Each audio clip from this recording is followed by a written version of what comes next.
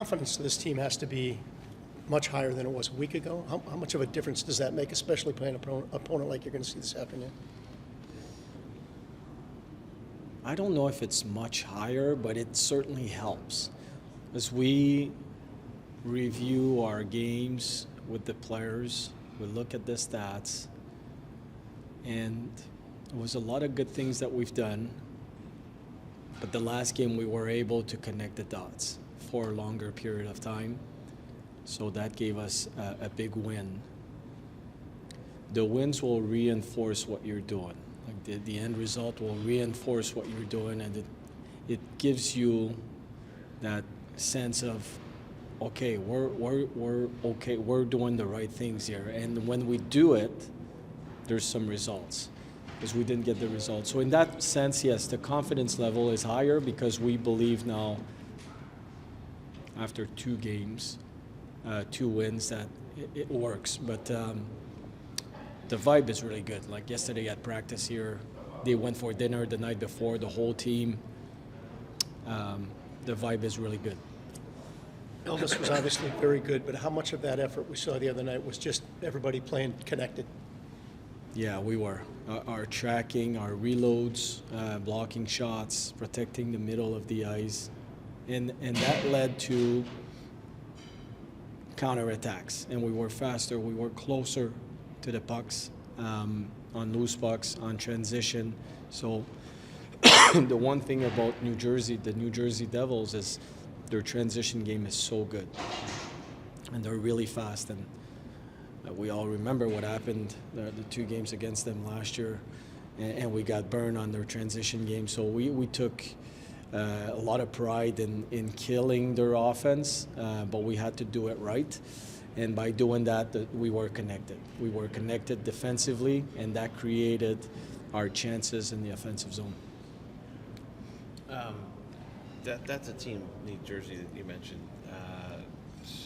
Is that like a pattern for what you guys might want your team to become, kind of what they were last year, even what they are a little bit this year, that transition team that I know you guys are one of the faster teams in the NHL. You're young, you're fast. Is that kind of something that you guys are looking, down the road that the Blue Jackets could become potentially? I don't know. I saw Vegas winning the Stanley Cup and the way they play, and I saw Boston, the way they play, the season they had. I know they didn't win in the playoffs. I saw Florida being in the finals and grinding the season, even though their stats were really good. But it starts with defending properly. And you guys know, my mind is thinking offense. I'm an offensive-minded coach. But what I know is at this level, if you can't defend, you're not going to win in the playoffs. And like I've said before, I'm always thinking, the way we're going to play right now, would it translate into success in the playoffs? And having that mindset of offense first and then defense.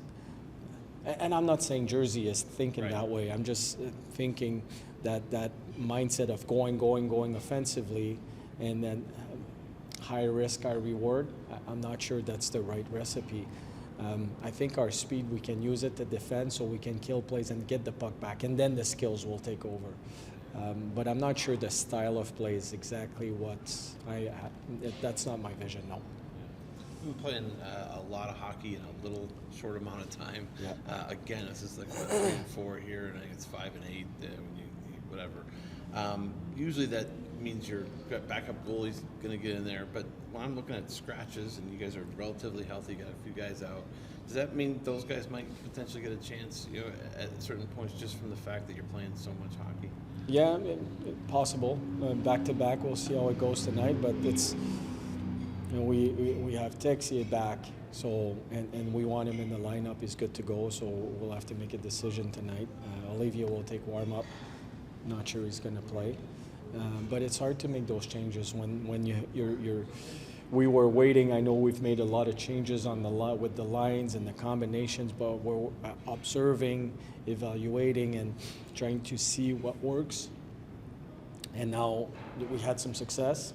Now we want to keep what works in place until we have to make a change. So for now, I know the schedule has been a grind for us. I know it's early in the season, but it's been, I think we've played the most games in the entire league at this point. It certainly has a toll on you. But we've been, I think as a team, we've been doing a good job at managing the rest and the effort and practices and making sure we do the right things. So, but all the teams will go through this at some point in the season. So it's up to us to, face that challenge and find ways to keep being productive and successful. And as far as the lineups, we could play 7 games in 7 days. Nobody wants to come out of the lineup.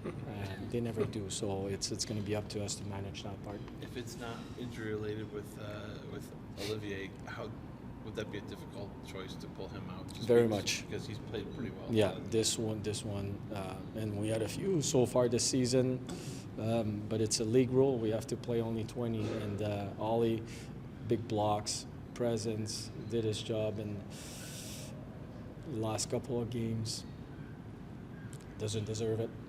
He doesn't at all. As you talk about having an offensive mindset, I talked to some players during the game the other night who said, yeah, we want to be defensive. We want to protect this lead, but we can't afford to be too conservative. We still want to push. What's that fine line there for you? When you get the lead, we still want to push. There's no doubt.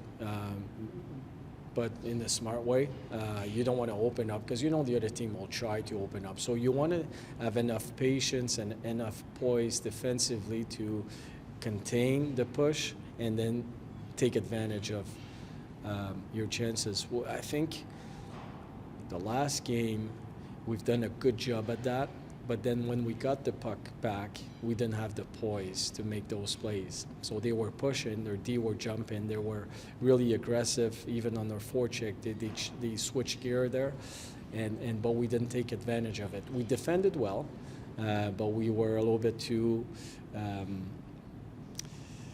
quick to get the puck out when we had a play. And we tell our players, if you see a play, make that play.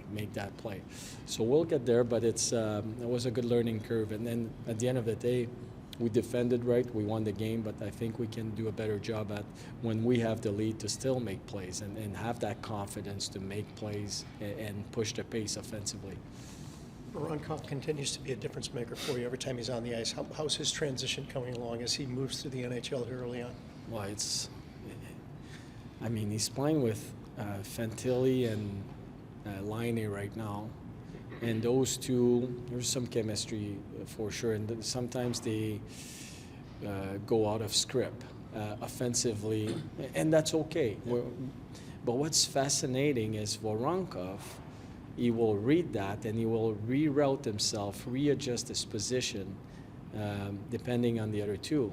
And it's not like we're talking a whole lot, as you know, or we're not.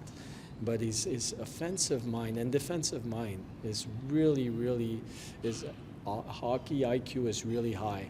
And it's just the reads that he makes on the ice. So he's a difference maker for us. And I know the guys like him a lot. He's a good teammate. I think he's a funny guy. He had a blast at practice yesterday. He's just he's having fun playing hockey. So, but as far as himself, the transition from Russia to here, it's got to be hard for a man like him. He doesn't speak the language. It's a new culture. Everything is new. The game is new. It's a different league. So there's certainly a part of it that he finds it hard. But as far as a player, he's been amazing. Elvis tonight. Yep.